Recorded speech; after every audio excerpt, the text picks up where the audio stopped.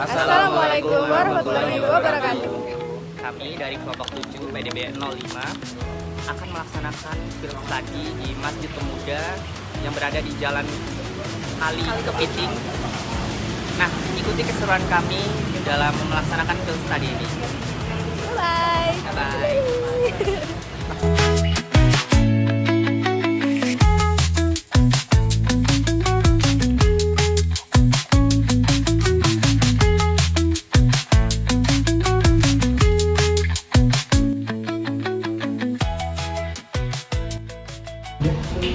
Sebelum terima kasih atas kesempatan yang telah diberikan. Saya bisa bertanya, kan mahasiswa Universitas Anam itu nggak semuanya itu dari kami juga mengambil masjid ini sebagai objek itu juga ingin tahu sebenarnya itu kayak sejarahnya dari masjid ini itu gimana, terus asal atau filosofi dari nama Masjid Pemuda ini itu dari mana gitu juga. Mulai Iya. izin bismillah. Terkait kenapa kok diberi nama Masjid Pemuda Indonesia, asal usulnya dari mana? Nah, kita ambil nama Masjid Pemuda mana? Baik, izin. Terkait kenapa kok ambilnya nama Masjid Pemuda, karena masjid ini harapannya itu diurus sesuai dengan visi misi kami. Misi kami itu adalah masjid ini diurus secara profesional dengan waktu terbaik, tenaga terbaik, harga terbaik. Nah, gimana caranya? Dengan pemuda. Tenaga terbaik itu ada di masa-masa muda. Jadi kenapa di namain Masjid Pemuda? Karena kita memang harapannya itu menggait pemuda-pemuda yang ngurus masjid itu jangan sampai cuma orang tua aja yang memang udah tenaganya terbatas, daya tangkapnya, daya pikirnya, daya daya kreativitasnya itu berbeda dengan anak muda. Bahkan kalau kita lihat itu ada bukan masalah. Di sini mas, sebentar ya. Kasih mas. Mbak Ira dulu. Iya, bukan. Sebagai contoh mungkin kenapa kok harus pemuda?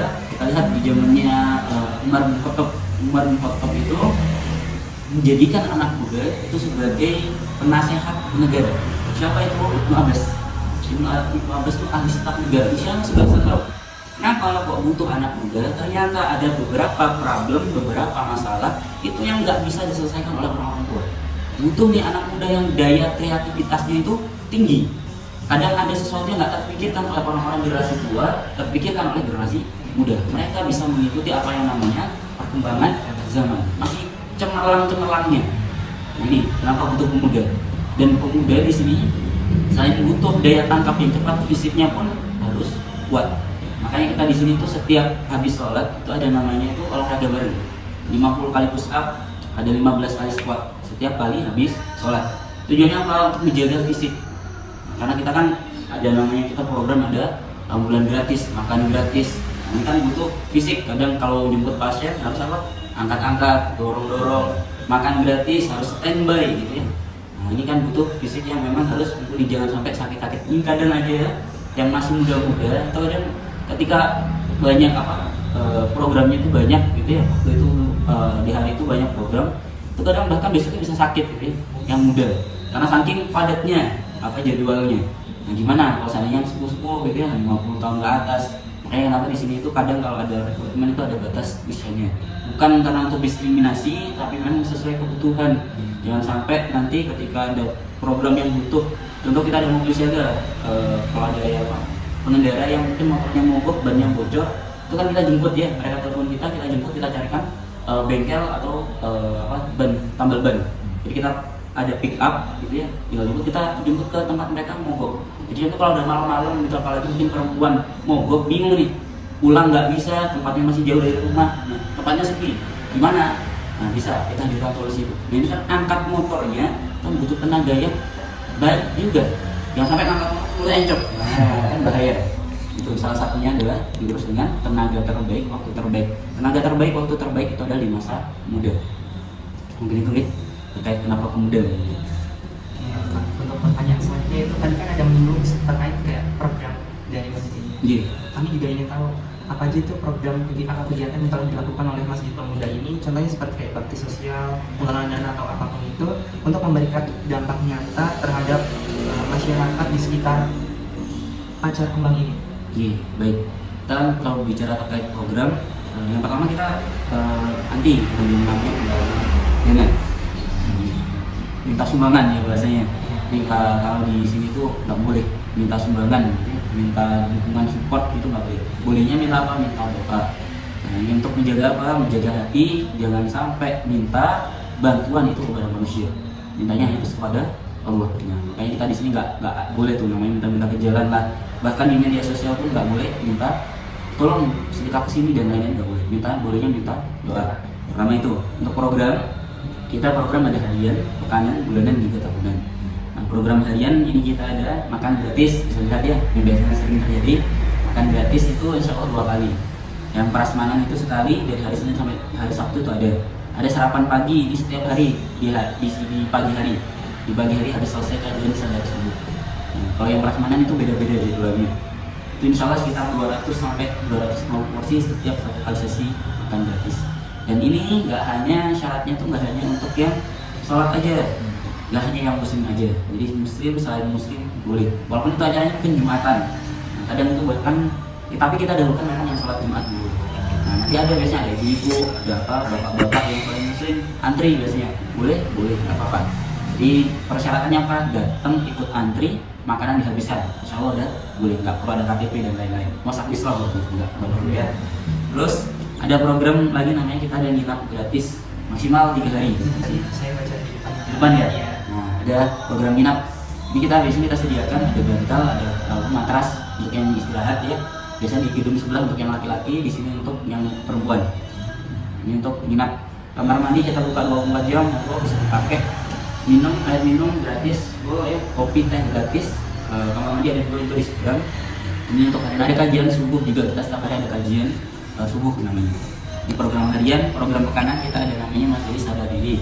Majelis sadar diri ini majelis yang memang untuk umum. Nanti biasanya habis selesai kajian ada makan-makan juga, makan-makan bareng ya. Nah, di sini biasanya kadang ada hadiah-hadiah juga ada biasanya untuk para jemaah masyarakat sekitar. Dan terakhir program ketiga program bulanan. Program bulanan kita ada acara yatim bahagia. Kita undang adik yatim gitu ya, memuliakan mereka. Ada misalnya kuis, ada dongeng dan lain-lain. Ada kita adanya pasar bahagia, kita berbagi sayur gratis untuk warga, banyak warga sekitar ya. Dari luar kelurahan Pacar Kembang itu pun boleh. Jadi nggak terbatas cuma warga sekitar. Dari jauh itu untuk all program. Jadi mulai dari makan gratis dan lain-lain itu semuanya boleh tuh. Nggak hanya terbatas di masyarakat sekitar. Nah, pasar bahagia ini yang datang biasanya banyak. Jadi kalau subuh itu biasanya membludak. Di sini sholat itu sini full, bahkan sampai minimarket itu Pak. Subuh, iya. Subuh full, kadang bahkan sampai antri itu panjang gitu ya, panjang banget. Dan itu nggak hanya yang sholat aja, jadi kadang habis ada yang sholat itu ada jamaah lagi, jamaah umum. Di sini tuh kalau datang tuh bisa sampai mungkin 300-400 orang untuk berbagi sayur gratis. Memang program bulanan ya. Dan di sini nggak hanya sayur, ada sembako, beras, minyak dan lain-lain. Terus ada apa tadi?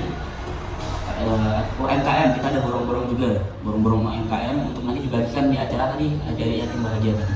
Diborong, kita beli, mereka tapi datang ke sini, jadi adik-adiknya bisa milih sendiri. Aku mau ini. Terus ada juga program rumah dokter gratis. Rumah dokter gratis ini kita sediakan kesehatan ya, cek kesehatan untuk siapapun yang pengen cek. Jadi kalau yang ini untuk yang ada dokternya asli, dalam artian itu langsung dicek sama dokternya, ada dokter umum sama spesialis. Itu biasanya sekitar 1 bulan atau beberapa bulan sekali. Itu untuk yang dokter ya. Nah, ini biasanya nanti ada cek kayak cek darah, cek asam urat dan lain-lain. Tapi kalau yang untuk harian, dalam artian itu mau konsultasi kesehatan bisa secara online. Nanti ada nomornya di sana, admin bisa cek kesehatan, tanya-tanya sakitnya apa. Nanti kasih resepnya bisa tembus ke masjid gratis obatnya. Jadi tinggal datang aja. Oh saya sakit ini ada anjuran resepnya, jadi bisa gratis. Ada ambulan juga, kita sediakan ambulan gratis, mulai dari bensin, tenaga medisnya itu gratis. Jadi kadang kan ada orang itu sakit, nggak bisa jalan dan lain-lain, butuh kendaraan untuk ke rumah sakit. Nah ini kita hadir di sini. Soalnya kadang lumayan juga, kadang bahkan Grab gitu nggak mau terima. Itu orang sakit nggak bisa jalan, harus baring. Bahkan Grab tuh kadang bahkan tempatnya kan kadang di dalam gang-gang kecil, nggak bisa masuk mobil, otomatis kan mereka harus bantu-bantu. Nah, banyak nggak mau. Jadi kadang itu kendala udah bayar mahal kalau pakai Grab atau pakai Gojek gitu ya. Pulang pergi kontrol kan biasanya kan itu sampai 2-3 kali. Iya. Jadi kan lumayan pengeluaran kosnya banyak gitu ya. Nah kita hadir di sini untuk membantu mereka. Apalagi ada yang darurat gitu ya.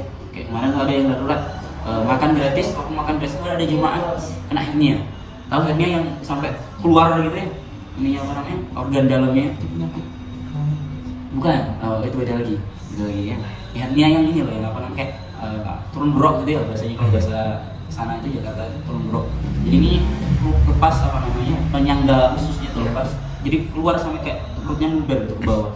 Nah ini kemarin tuh tiba-tiba jatuh bawahnya pingsan. Ternyata ada penyakit itu. Kita bawa ke rumah sakit. Nah kayak gitu nih. Terus ada program tetangga bahagia, kita melihatkan tetangga-tetangga sekitar.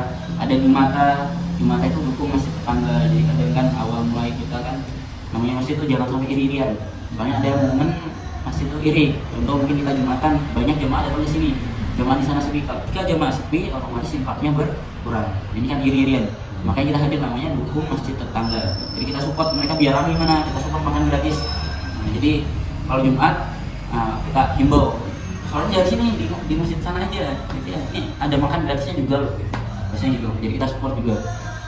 Terus ada juga dia peka, hadiah penggerak kebaikan. Kita support nih para penggerak kebaikan. Mereka kan kadang bekerja dengan tulus, cuman gajinya nggak sesuai nih. 500.000, cuman nggak sampai 1 juta. Ada salah satu guru ngaji. Awalnya sebelum disupport itu muridnya itu kan nggak sampai 10 mungkin ya, nggak sampai 10 setiap subuh. Itu kan soalnya mereka harus kerja juga, nyari kehidupan yang lain. Setelah kita support gitu ya, kebutuhan hidup selama 1 bulan, ternyata keuntungannya besar, bahkan sampai tembus 100 lebih gitu ya. Jadi fokus gitu.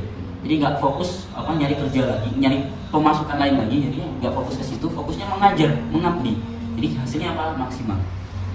Ada juga acara tahunan, ini milad ya, milad warung makan gratis. Kayak kemarin tuh kita hadirkan 6.000 porsi makanan dan minuman. Kita borong 38 UMKM. Ini beberapa program. Itu nih program-programnya. Baik, pertanyaan terakhir ya Ustaz. Bagaimana Masjid Pemuda yang berada di tengah lingkungan yang mungkin menjemukan Surabaya itu terkenal multikultural. Iya. Nah, itu berperan dalam memelihara kerukunan dan dialog antar umat beragama atau antar golongan di kawasan khususnya antar kembali Ustaz. Tapi gimana? Kalau tadi ada program namanya Tetangga Bahagia. Tetangga belakang kita ini kebanyakan mayoritas non-Muslim. Jadi gimana caranya kita dengan berbagi? Kita ambil dari surah ayat pertama di surah Al-Quran, Bismillahirrahmanirrahim. Allah itu maha pengasih lagi maha penyayang. Gimana caranya biar bisa ya kasih dulu? Gimana berbagi? Kayak mungkin teman-teman gitu pada nggak dikenal, nyuruh gini aku minta bantuan nih, apa skeptis mau bantu ini siapa? Kamu siapa gitu mau minta bantuan gitu ya? Mau ngerepotin. Tapi kalau beda halnya ketika seseorang berkontribusi besar terhadap hidup kita. Ketika minta tolong, kita bukannya terbebani, malah senang nolong dia. Dia butuh bantuan nih. Sama halnya itu kenapa? Karena dia sering berbagi, sering memberikan kebaikan. Makanya dari situ, gimana caranya untuk menjaga itu dengan banyak berbagi, disamakan nih. Ini udah dapat kebermanfaatan apa sih dengan dari masjid ini? Dan tetangga bahagia kita ada yang kirim itu parcel, bingkisan tangga belakang. Dan kita juga sering ini untuk acara yatim bahagia kita ambilnya juga dari anak-anak sekitar, warga-warga sekitar. Jadi biar ini ada keterikatan, ada rasa cinta datang ke masjid. Karena kan masjid ini nih baik loh untuk kita. Dari situ mulailah ketika ada problem yang hadir itu bukan lagi masjid, yang buat jadi benteng ternyata siapa mereka, masyarakat. Kenapa kamu ganggu nih masjid ini? Bisa bantu-bantu loh di sini. Jadi yang jadi benteng utamanya malah jadi masyarakat sendiri. Beda halnya ketika nggak terjun langsung ke masyarakat bahkan yang udah dapat aksi di masjid ini, ketika ada masalah bahkan mereka meragukan hadirnya masjid ini. Seandainya kalau contoh mungkin ada masjid itu kan tertutup deh. Jadi kalau ada ini bahkan mungkin nggak mau bantu, bahkan mungkin musuh masjid. Karena apa? Karena nggak ada dialog antara masjid dengan masyarakat. Bahkan kita saking ingin masuknya ke masyarakat tuh salah satu tim kami tuh ada yang jadi wakil ketua RT, ada jadi sekretaris juga. Jadi memang menjabat juga. Siapa yang milih? Masyarakat sendiri yang milih. Awalnya apa kalau jadi itu enggak, yang dipilih sama masyarakat, sama aja lah jadi ini. Jadi apa? Bentuk kepercayaan. Awal hati di sini apa kamu percaya enggak? Bahkan banyak problem-problem juga ada. Apa enggak setuju nih ada makan gratis nih bikin macet dan lain-lain. Kenapa kok harus ada program ini dan ini? Banyak pertentangan. Dan itu hal yang wajar. Namanya kebaikan pasti akan ada sesuatu yang tidak disukai, ada penentangnya pasti ada. Tapi gimana cara kita merespon? Itu ya. Terima kasih. Saya wawancara untuk kelompok sekarang sudah selesai Bapak. Iya, Kami iya. dari kelompok 7 PDB 05 ingin mengucapkan terima kasih sebesar-besarnya atas kesempatan Bapak Zakaria Iya. telah berkenan untuk kami wawancarai. Dan terima kasih juga sudah mau berbagi pengalaman dan wawasannya. Baik. Terima kasih. Wassalamualaikum warahmatullahi wabarakatuh. Waalaikumsalam warahmatullahi wabarakatuh.